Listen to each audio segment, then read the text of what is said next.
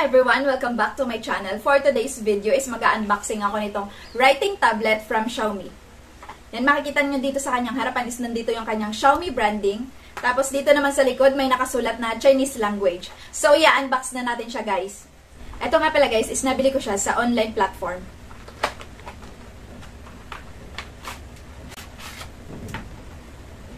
Ayan, ito na yung mismong pinaka-product.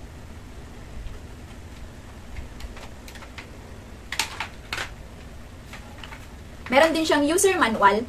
Yan, kaso nga lang is nakasulat siya sa Chinese. Yan. Meron na din siyang magnetic writing pen. Yan, tapos ito sa likod. So, itatry na natin siya, guys.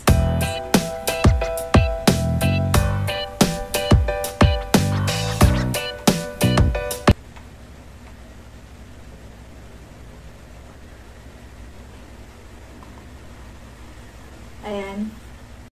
Tapos, meron din siyang button dito, guys, pang erase. Ito naman sa gilid, meron ding lock button.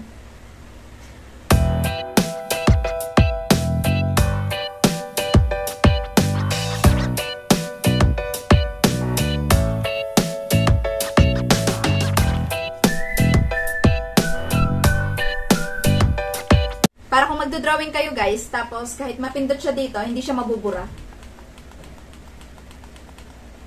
Ayan. Ito nga pala, guys, is dalawang variant. Meron 13.5 inch, pero itong nasa akin is 10 inch. Para sa akin, maganda na siya, guys. Pwedeng pangregalo sa mga bata or sa mga magte-take notes na mga students. Ang price range lang naman nito, guys, is 300 to 500 pesos. Kaya sulit na. So, that's all for today. See you on my next video. Don't forget to like, subscribe, and hit the notification bell button for more updates. Bye!